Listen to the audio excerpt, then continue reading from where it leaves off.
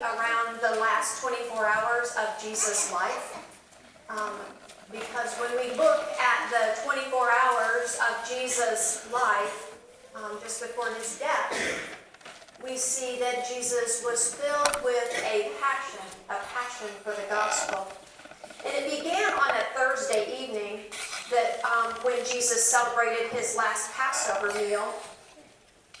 And we talked about that last week, about how the disciples then looked into the face of grace and forgiveness.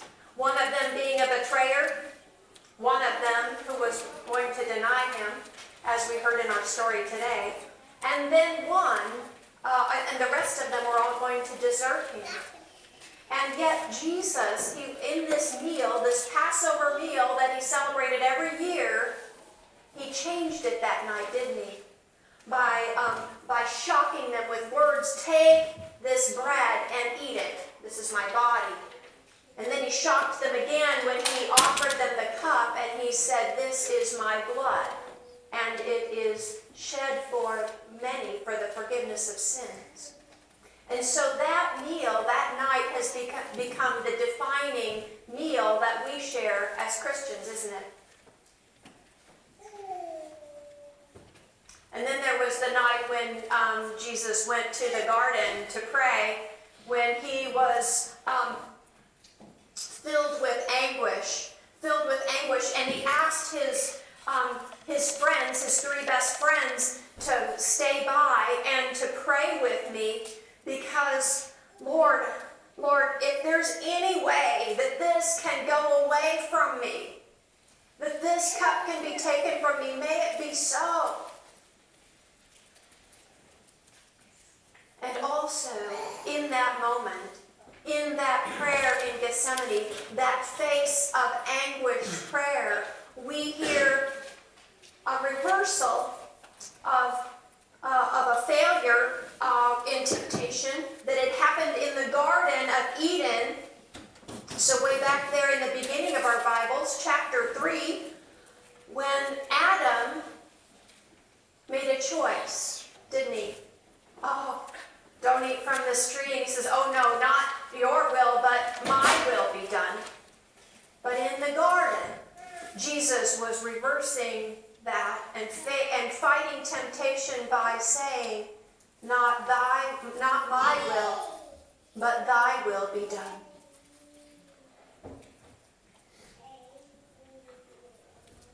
So those are the events leading up to the scripture reading that we shared today. Right after the garden, we know that Jesus was betrayed with a kiss from Judas, and the disciples have scattered.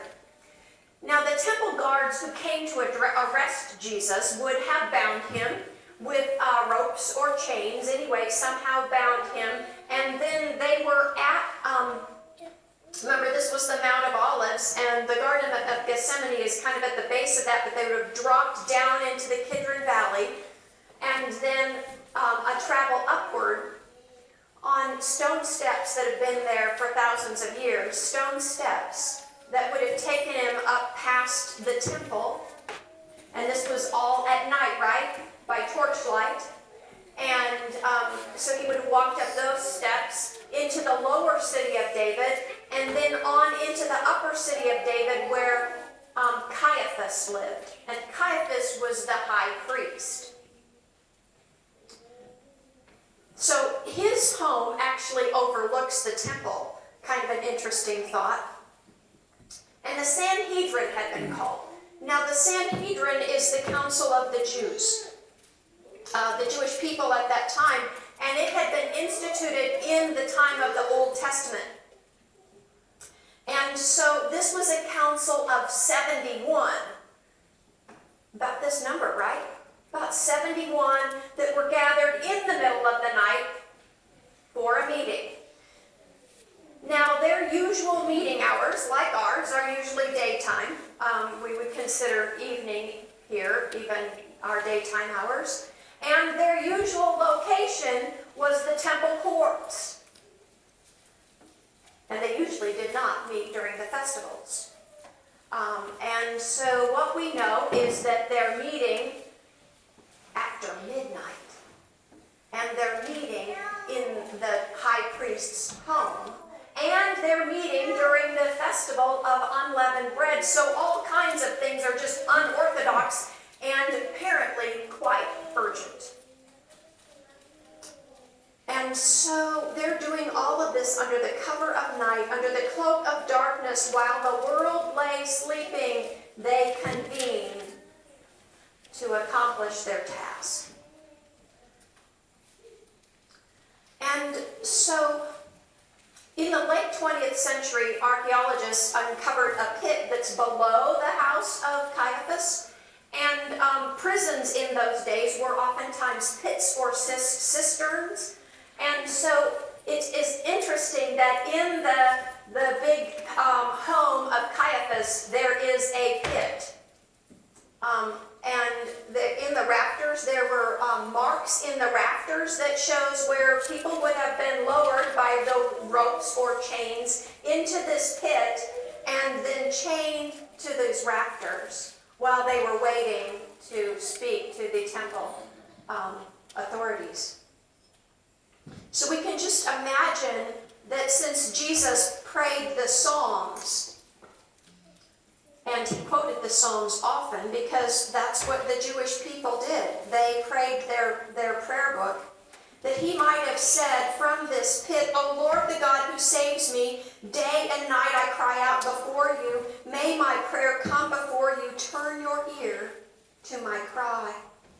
For my soul is full of trouble and my life draws near the grave.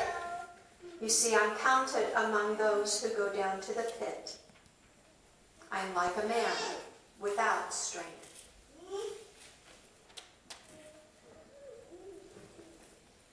Now, this is where I'm going to need all of you to be looking into your Bibles. In chapter 14 of Mark, verse 55.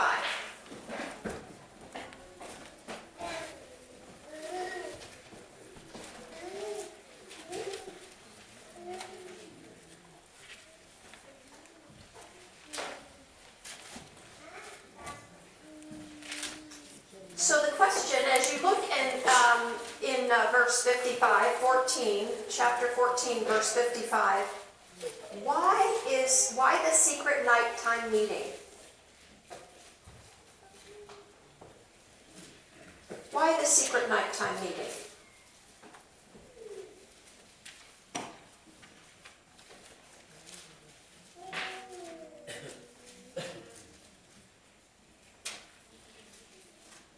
Someone who has their Bible open want to share? Why are they meeting at night?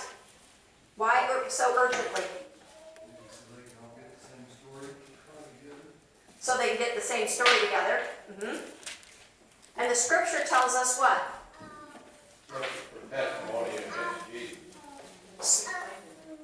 So they're looking for testimony so that they could do what? They already have the outcome in mind.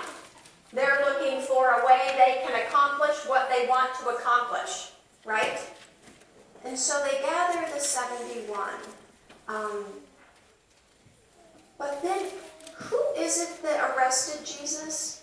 There's some irony here, and I want to read to you from 24 Hours That Changed the World that we're studying on Tuesday nights. You see, we need to step back from the scene for a moment to recognize its full import and appreciate its tragic irony. You see, Christians believe that in Jesus, God walked in human flesh on this earth. He was in that sense an emperor who so desires to know his subjects that he dons ordinary clothes and lives among them, with no one recognizing or understanding him. The God of the universe chose to walk in human flesh as an itinerant preacher, teacher, carpenter, healer, and a pauper, meaning he was very poor. He came as one of us. He healed the sick. He forgave the sinners. He showed compassion to the lost and taught people what God was really like. So we must not miss the irony here, because it was not the sinners who arrested God when he walked among us. Those who took him into custody and tried him were the most pious and religious people on the face of the earth. The God they claimed to serve walked among them in flesh, and they could not see him. They were so blinded by their love of power and their fear of losing it that they missed him.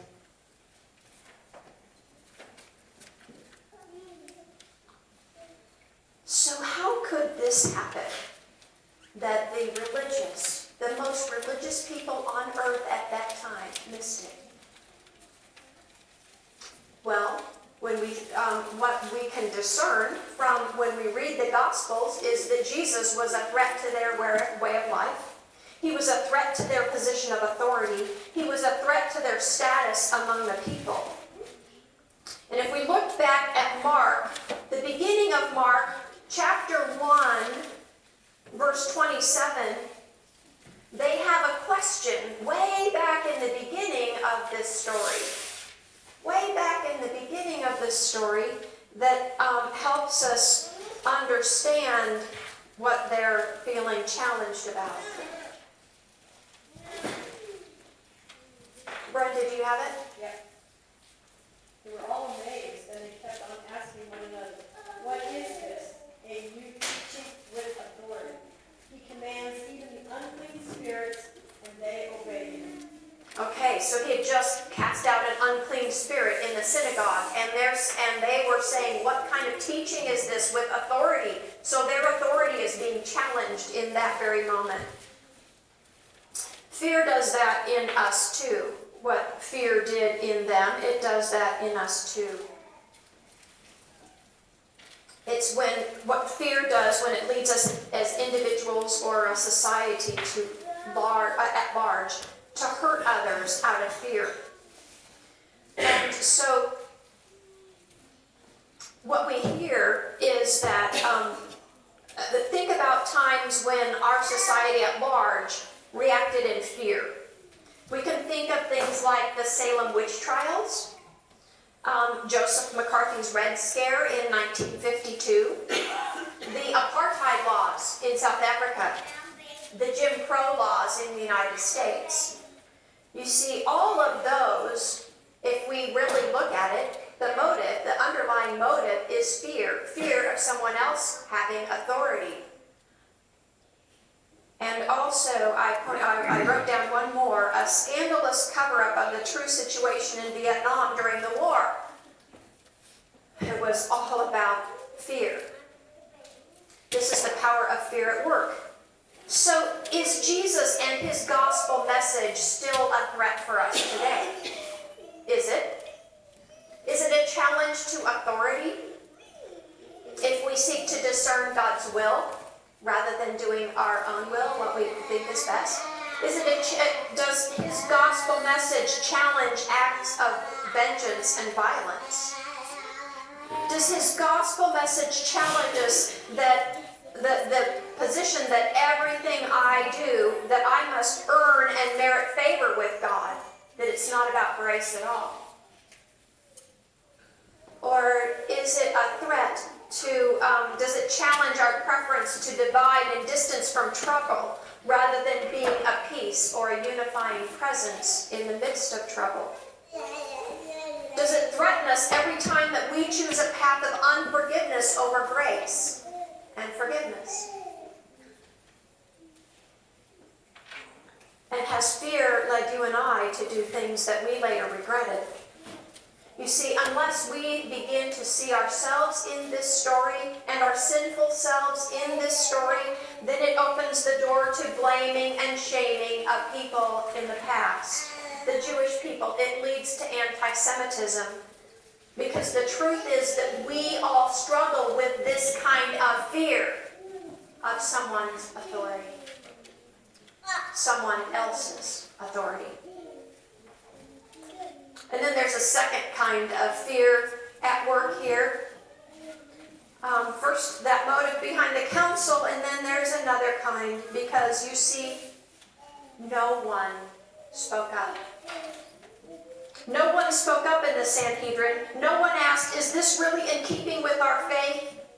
And how many times in recent history has the same thing happened? During the Holocaust, in Jim Crow America, in South Africa, at Abu grab and in your own life and mine? And how many times have we known something was wrong, but we were afraid to speak up? You see, I'm not talking about simply pointing out other people's sins, because we all know Christians who freely point out the sins of others. They're not being courageous, just obnoxious. But I'm talking about those times when you are a part of a group about to do something that is clearly wrong, or when you see injustice being done to someone, and all it would do to take would be one person speaking up. But everyone remains silent. What would have happened if just one or two or three of those Sanhedrin members had simply said, "This isn't right. Regardless of what we think about this man, it is not in keeping with what God teaches."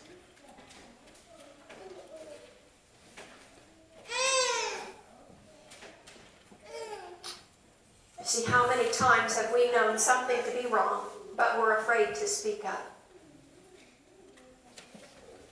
What if kids, like in school, what if there's someone who misbehaved, acted out, pulled a prank, and you knew who the guilty one was, but someone else was accused?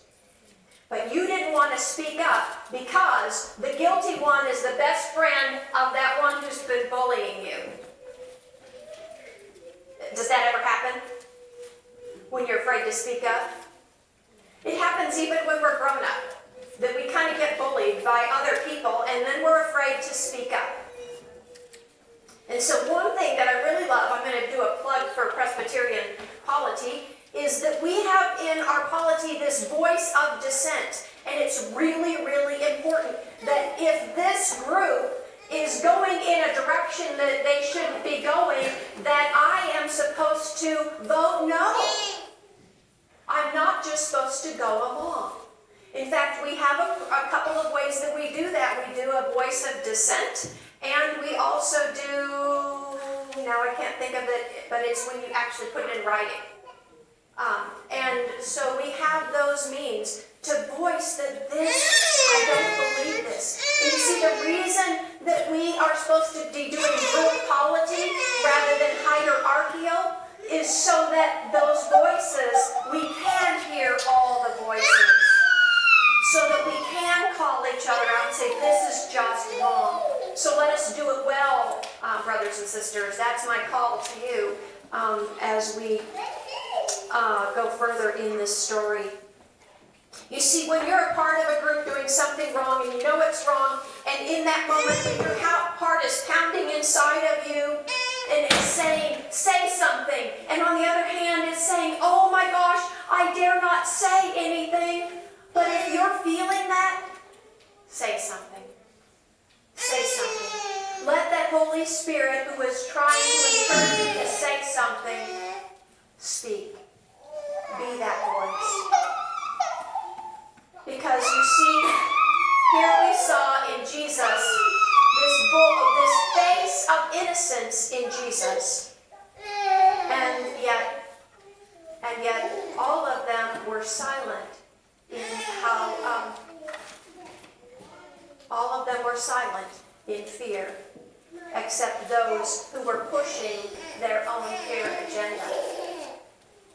And additionally, Jesus was silent in the face of all the charges that they were trying to trump against him. But then there's a question that comes in verse 61. Who can read for me verse 61 in Mark chapter 14?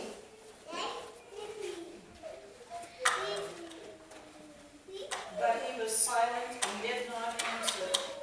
Again the high priest asked him, are you the Messiah, the Son of the Blessed One? So then Jesus is silent to all the false charges, right?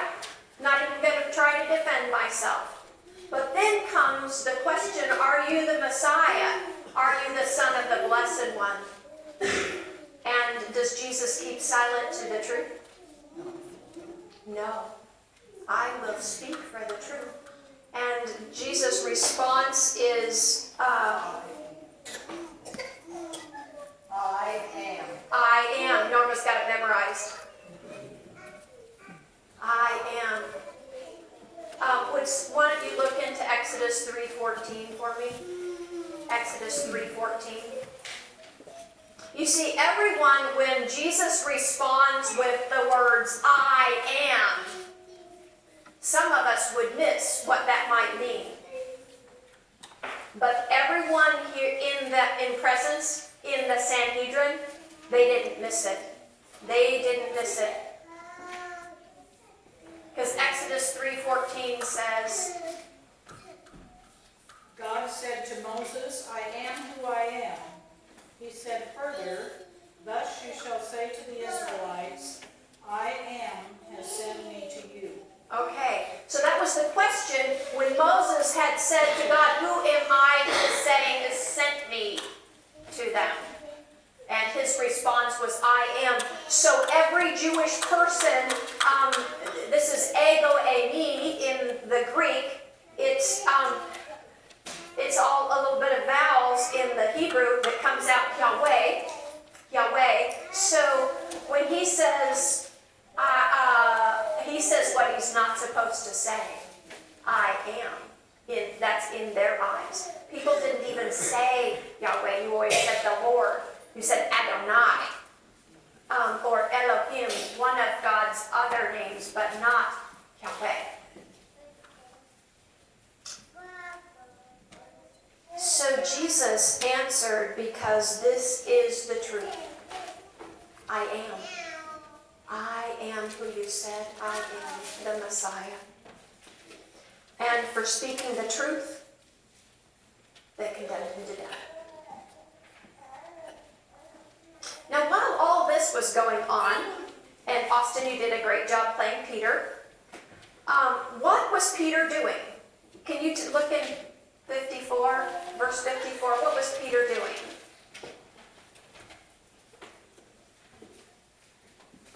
Peter had followed him at a distance right into the courtyard of the high priest, and he was sitting with the guards warming himself at the fire. Okay, so he followed at a distance, right? A quote, safe distance. And he went right into the courtyard. That's kind of brave, isn't it? If they had just arrested Jesus, that's a little more brave than the rest who had just deserted. So it took some courage. But he's kind of being a little bit trying to be invisible, just warming himself by the fire with everyone else. And then what happens in verse 67?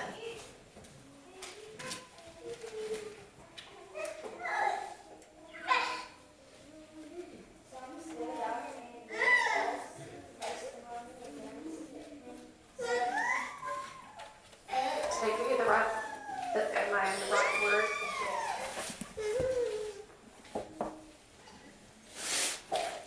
67.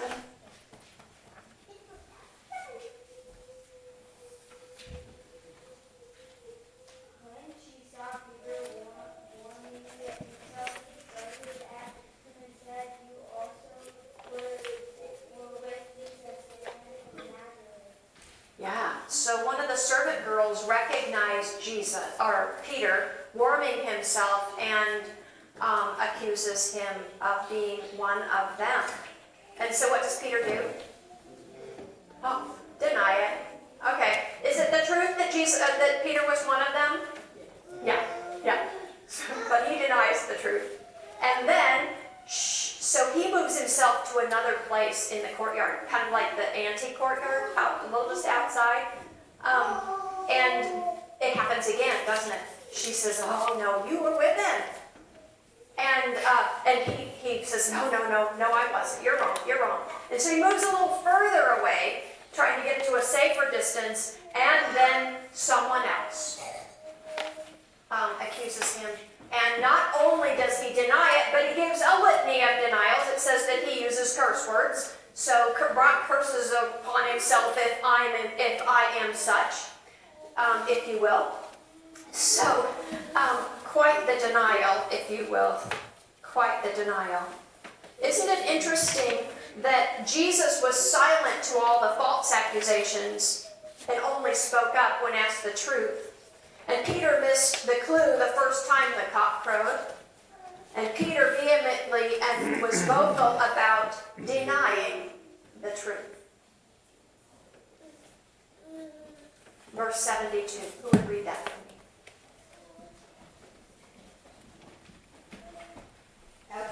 At that moment the cock crowed for the second time. Then Peter remembered that Jesus had said to him, "Before the cock crows twice, you will deny me 3 times." And he broke down and wept. In that moment, when the cock crowed the second time, Peter remembered. Every time a cock crowed for the rest of his life, Peter would remember. But it's a memory which changed Peter to be courageous and faithful and to be a strong leader in the church. He always remembered that failure, and that weakness became his strength because he never wanted to deny Jesus again. And at the time that this gospel is written, we believe that Peter had already been martyred, already put to death for his faith and his powerful message. So under the cover of night, the dastardly deed has been done. Not sinners, but the religious righteous have condemned Jesus to death for the truth of who he is, the Son of Man, the great I am. Meanwhile, in a garden outside,